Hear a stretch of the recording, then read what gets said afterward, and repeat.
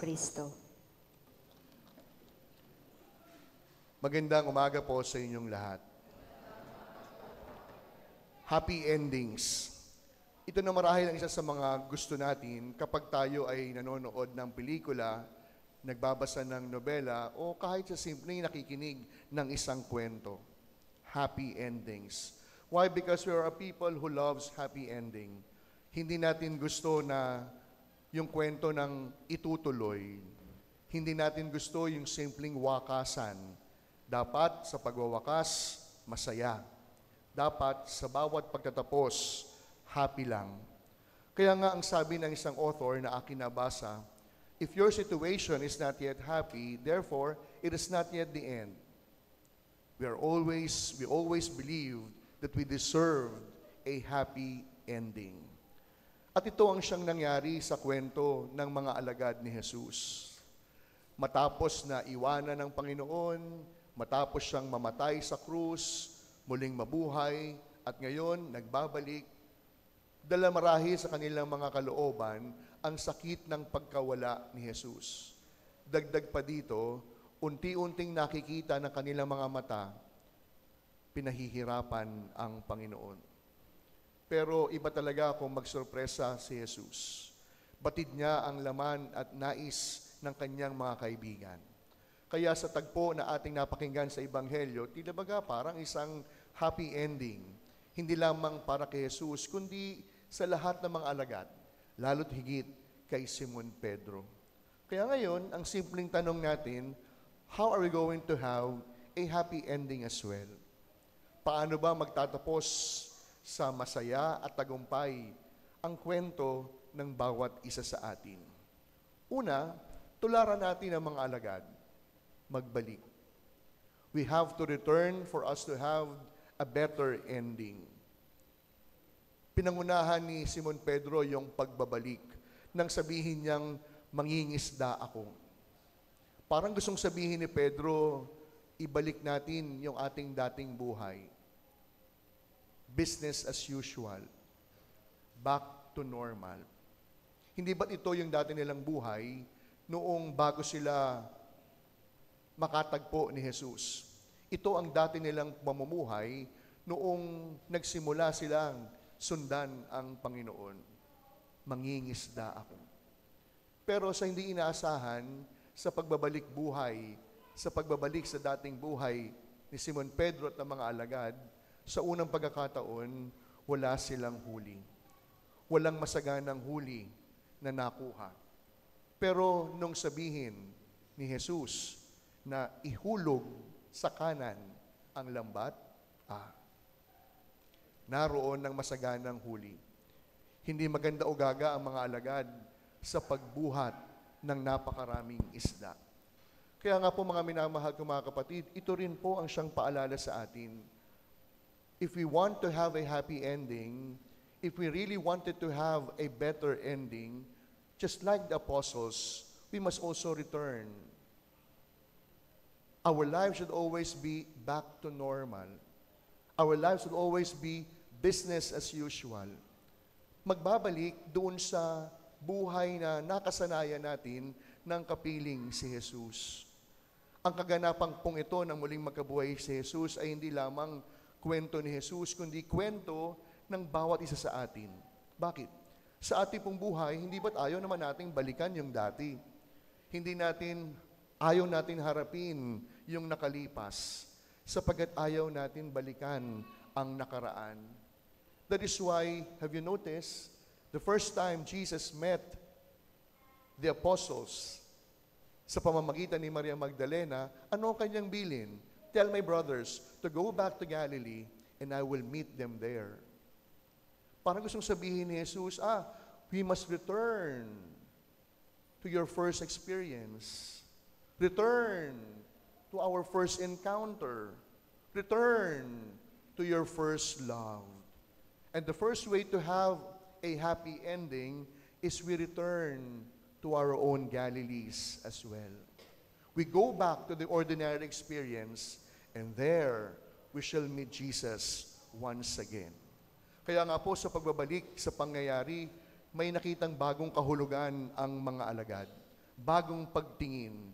Hindi man natin mapalitan yung nakalipas, hindi man natin kayang tignan yung nakaraan, pero sa pamamagitan ng pagtalima kay Jesus, sigurado magiging matagumpay ang bawat pagpapatuloy natin. Kaya nga po, ito po yung unang aral. If we wanted to have a happy ending, we must return. We must go back.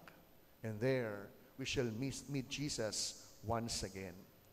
Pangalawa, not only to return to have a better ending, we must also repent. Magbago. Magbagong buhay. Kung ayaw natin pag-usapan yung nakalipas, ayaw natin paulit-ulit yung mga pangyayari. Sapagkat para sa ilan, wala naman tayong natututuhan. Sabi nga ng isang author, if we fail to remember the past, we are doomed to commit the failure. Sa unang pagbasa, kakaibang Pedro yung ating nakilala. Dati si Pedro, impulsive, duwag, hindi kayang panindigan yung paninindigan sapagkat bahag ang kanyang buntot. Pero sa unang pagbasa, kakaibang Pedro ang siyang ating nakita. Isang Pedrong matapang at ngayon, handa niya ng panindigan ang kanyang pagmamahal kay Jesus.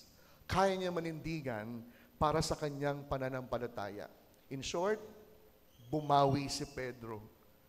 Pinanghawakan ang pagpapatawad na kayang ibigay ni Jesus para sa kanya. Kayang tapatan ng pagpapatawad ni Jesus ang ating bawat kahinaan. Kaya nga kung ibig natin maging better yung ating happy ending, matapos magbalik, magbago. Magbalik loob sa Diyos. At pangatlo, for us to have a better happy ending, we must have the capacity to renew and to recommit ourselves once again. Alam niyo, yung threefold questions ni Jesus kay Pedro ay parang katapat lamang ng threefold denial ni Pedro sa Panginoon.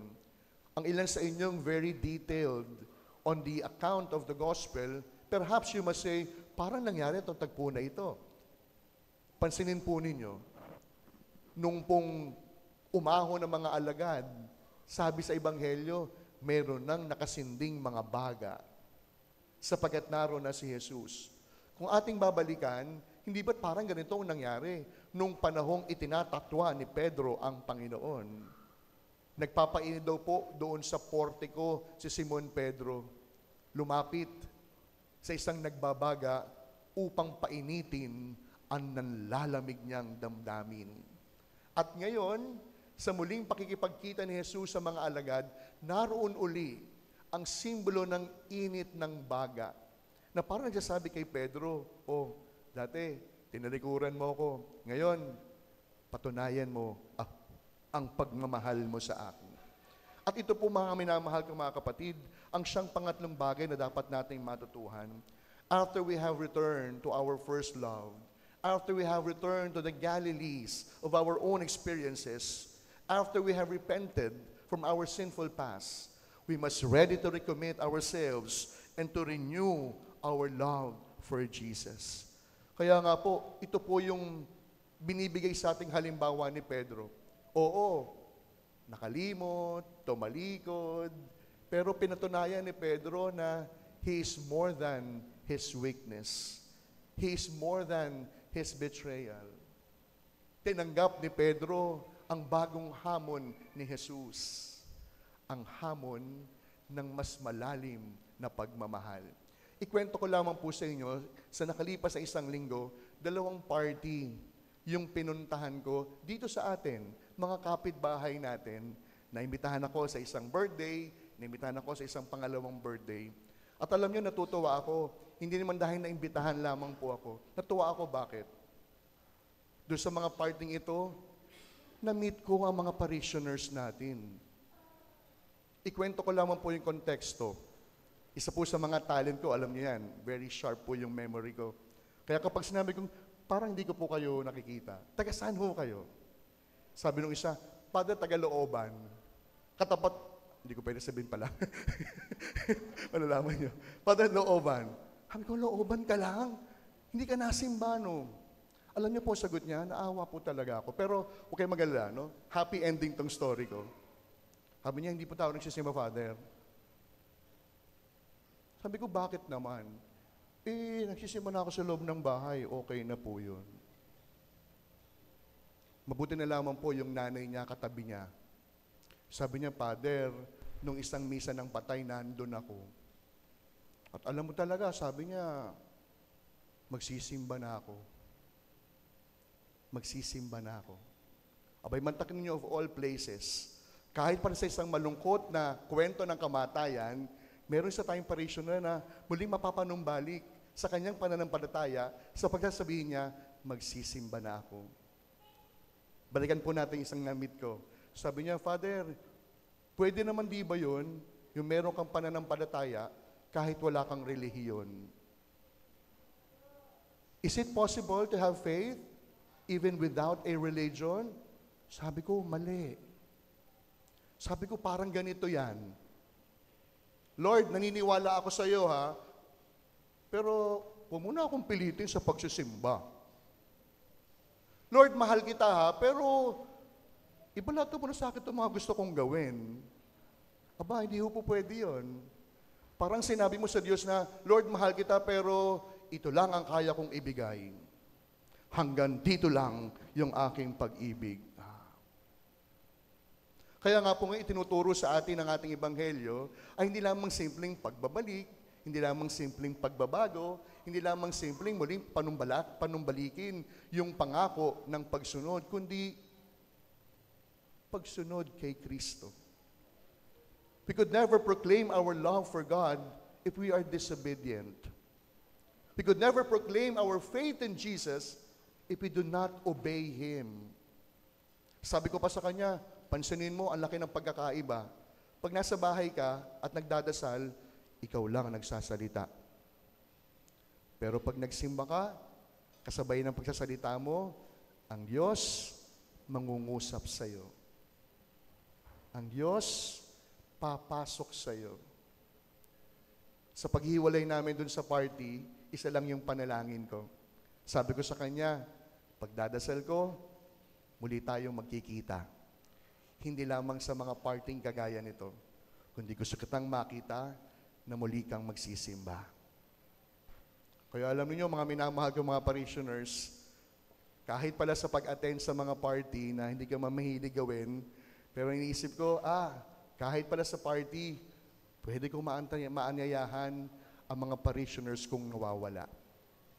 Kahit pa sa isang simpleng debut, pwede ko palang maimbitahan muli na magsimba ang isang parishioner na tumigil ng magsimba. Kaya sa pagpapatuloy po ng ating pagdiriwang, simple po lamang. You all wanted to have a happy ending. You all wanted to have a better stories to end. Pero kung ibig natin ang masayang kwento, dapat meron tayong gawin. Kung ibig natin ng maayos na pagtatapos, dapat meron tayong baguhin. If we wanted to have a happy ending, we must return. We must go back to our own Galilees, wherein surely we will experience the Lord. We will see Jesus. If we wanted to have a happy ending, we must repent. We must ready to change. We must have a conversion, not only of the mind, but a change of heart. And lastly, if you want to have a happy ending, we must once again recommit ourselves to follow Jesus, to love Him all the way. Kaya sa pagpapatuloy po ng ating pagdiriwang, kapatid, muli kong pinapaalala sa iyo, if your story is not yet happy, it's not yet the end. Kung ang kwento mo ngayon ay hindi pa masaya, hindi pa yan ang ending mo. Tularan natin si Pedro. Maaaring hindi maganda ang kanyang simula, pero sa pamamagitan ng kanyang paninindigan ng pag-ibig kay Jesus, ang kwento ni Pedro nagtapos sa tagumpay. Amen.